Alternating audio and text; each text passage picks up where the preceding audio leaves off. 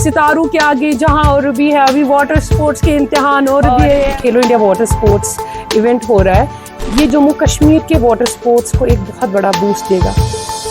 आदाब, आप देख रहे हैं आवाज द वॉइस और मैं हूं आपके साथ यास्मीन खान और अभी मैं मौजूद हूं श्रीनगर के डल लेक में और सबसे बड़ी और इंटरेस्टिंग न्यूज आप तक पहुंचाना चाहती हूं कि इस बार इन द हिस्ट्री पहली बार ऐसा हो रहा है कि जम्मू कश्मीर में होने जा रहा है खेलो इंडिया वाटर स्पोर्ट्स। जी हाँ, हमारे श्रीनगर के डल लेक में होने जा रहा है खेलो इंडिया वाटर स्पोर्ट्स, जिसमें मुल्क भर से बच्चे जो है यहाँ आएंगे और अलग अलग तरह की जो गेम्स हैं उसमें पार्टिसिपेट करेंगे। अब इसकी जो डिटेल्स अब चूंकि पहली बार हो रहा है तो ऑफकोर्स वो हम जानना चाहेंगे और इसी सिलसिले में हमारे साथ बात करने के लिए हैं बिल्किस मीर और अभी इस प्रोग्राम की वो डायरेक्टर है। बहुत शुक्रिया बिल्किस वक्त देने के लिए। Thanks a lot, thanks a lot. सबसे बड़ी बात कि ये कश्मीर के लिए प्राउड मोमेंट है कि इतना हिस्टोरिक इवेंट कश्मीर में पहली बार हो रहा है एंड एक कश्मीरी लड़की जो पहले तो ओलंपिक्स तक पहुंची अब इस प्रोग्राम की डायरेक्टर भी है। तो जानना चाहूंगी किस तरह से ऑन कार्ड्स ये जो असाइनमेंट है इसको कश्मीर तक लेके आए, कितना चैलेंजिंग था? सबसे पहले ये हम सब के लिए बहुत, मैं सबको मुबारकबाद देना चाहती हूँ कि एक बड़ा इवेंट, फर्स्ट एवर खेलो इंडिया कंपटीशन जो खेलो इंडिया वाटर स्पोर्ट्स इवेंट हो रहा है, ये जम्मू कश्मीर के वाटर स्पोर्ट्स को एक बहुत बड़ा बूस्ट देगा। खेलो इंडिया कंपटीशन एक ऐसा कंपटीशन है जिसमें बच्चे को एक प्रोफेशनल प्लेटफॉर्म दे रहे हैं।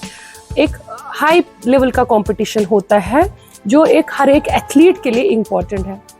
ये ख्वाब मुझे जब मैं 2013 में इंडिया टीम से वापस अपने कश्मीर वापस आई, मुझे इंडियन कायाकिंग कैनोइंग फेडरेशन ने यहाँ पर भेजा for development of this water sports, because ये स्पोर्ट जो है ये हाईएस्ट मेडल इसमें ओलंपिक्स में है, 16 मेडल्स।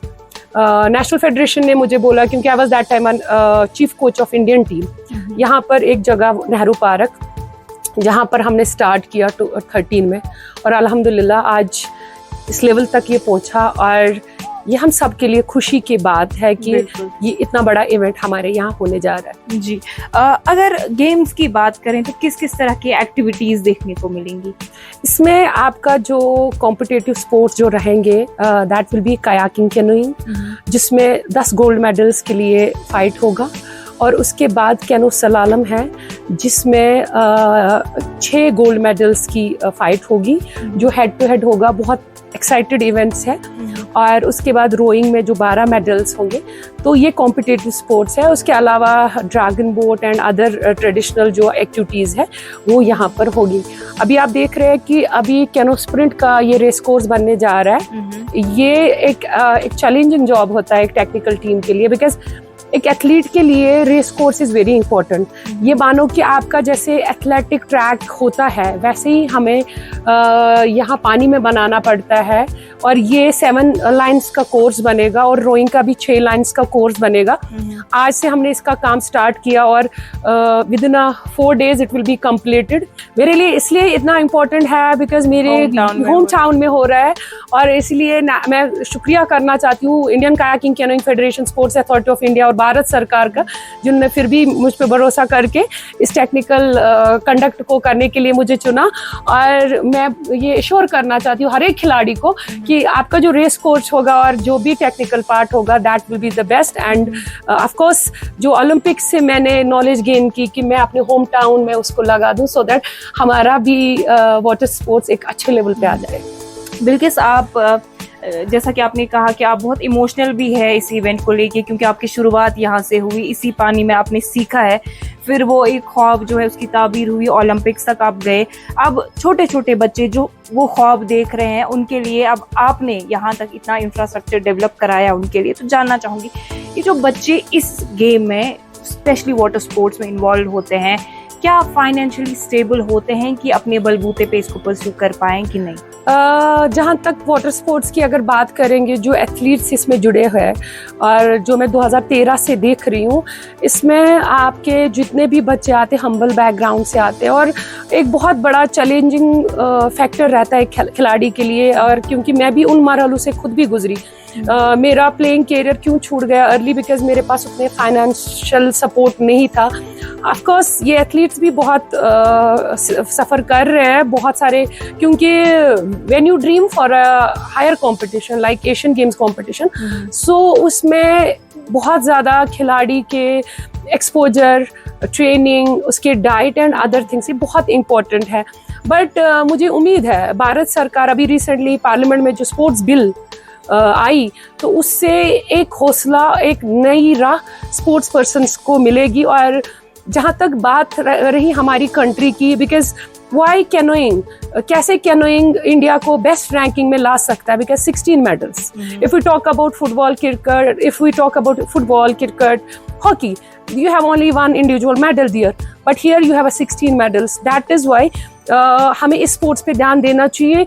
और मुझे उम्मीद है, मैं recently honourable union sports minister से मिली, उसके बाद मेरे हौसले और बढ़ गए। जो एनकरेज मीटिंग मुझे उनसे मिली, मुझे लगता है कि आने वाले दौर में अगर भारत को अच्छी रैंकिंग वर्ल्ड में दिला सकता है तो canoeing will be the main part. India अभी जो वर्ल्ड में है वाटर स्पोर्ट्स का, जो ये यूरोपियन डोमिनेटेड स्पोर्ट्स है, इंडिया पे नजरें सब वर्ल्ड की है। जैसे ऑस्ट्रेलिया, इंग्लैंड, वो देख रहे हैं कि आने वाले दौर में India will leading in water sports events.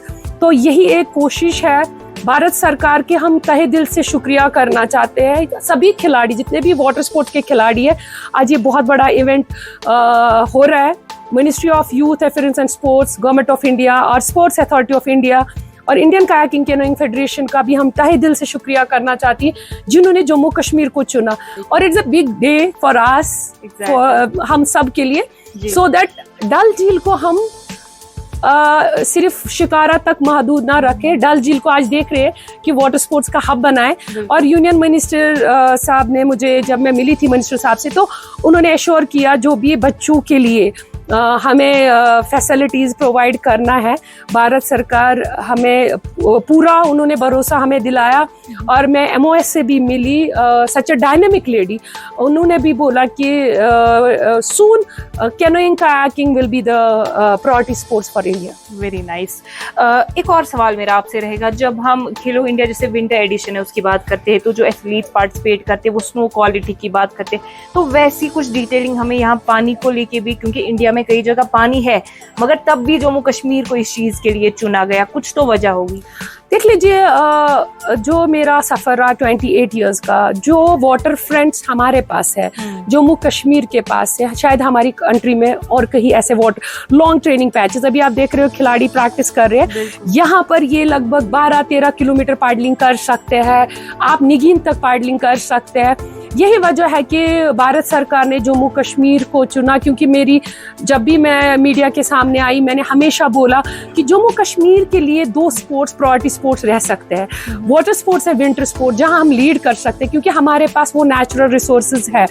और अभी देख लीजिए, ये जो रेस कोर्स बनेगा, हम कोशिश करेंगे this will be one of the best race course. और ये जो इवेंट है, ये जस्ट शुरुआत हो, अभी तो मैं बोलूँगी सितारों के आगे जहाँ और भी है, अभी वाटर स्पोर्ट्स के इम्तिहान और भी है। और हमारे खिलाड़ियों के लिए एक राह और एक उम्मीद लेकर फिर से ये इवेंट बन रहा है। और आप देख लीजिए खिलाड़ियों के चेहरों पे कितनी खुशी है और कितने जोश से ये प्रैक्टिस कर रहे हैं। हमें इनको एनकरेज करना चाहिए, because they are our future, they are our heroes. हमने जब प्रैक्टिस स्टार्ट किया, हमारे पास वो रिसोर्सेज नहीं होते थे, बट PM पैकेज में एक बड़ा बूस्ट वाटर स्पोर्ट्स को मिला।